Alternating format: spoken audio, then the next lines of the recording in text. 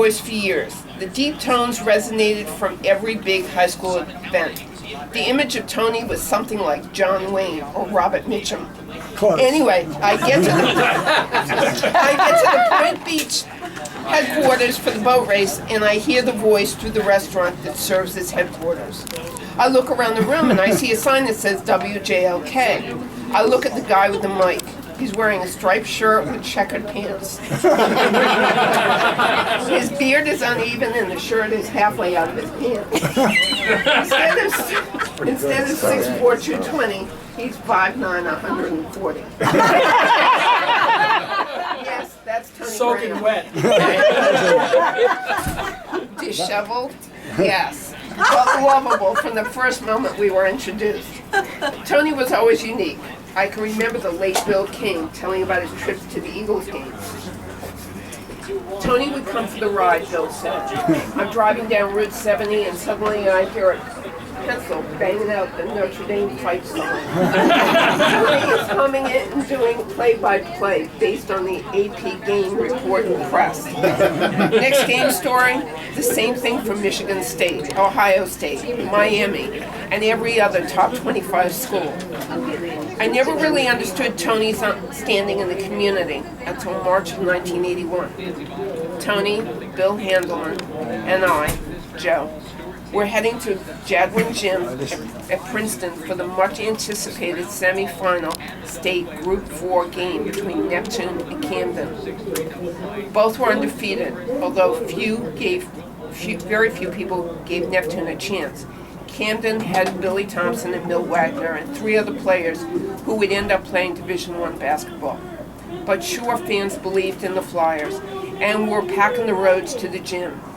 We were stuck in this traffic jam on the lonely road that leads to the gym. Tony began to panic. He would never make it on time to set up for the broadcast. It seemed like there was no way out. But Tony improvised. He swung the car to the middle of the 2-lane road and yelled to the car in front of him to move to the right. The driver heard the voice. Is that Tony Graham? He said yes and explained he had to get to the game on time. The car pulled over, but not before the driver yelled to the car in front of him, pull over, it's Tony Graham.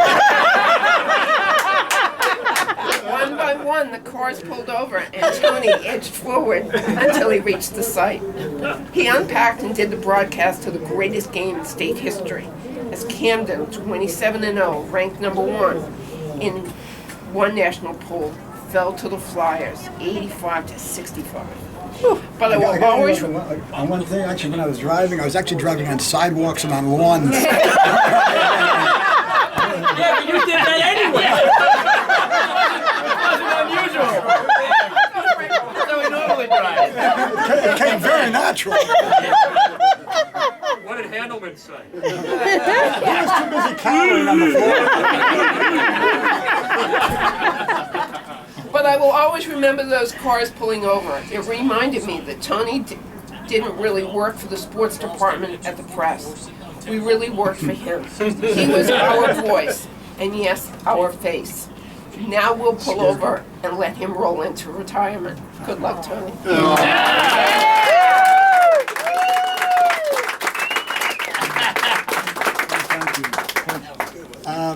I just want to say, first of all, thank you for everybody that came today. That was awesome.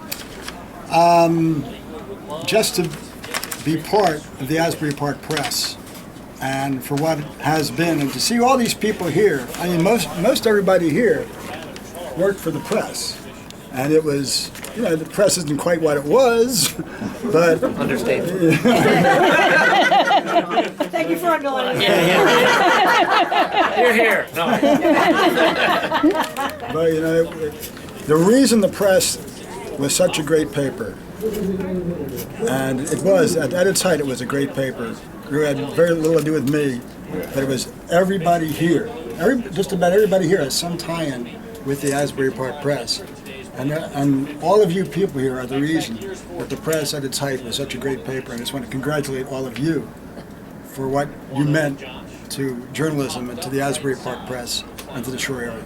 So congratulations to all of you. That's a lie.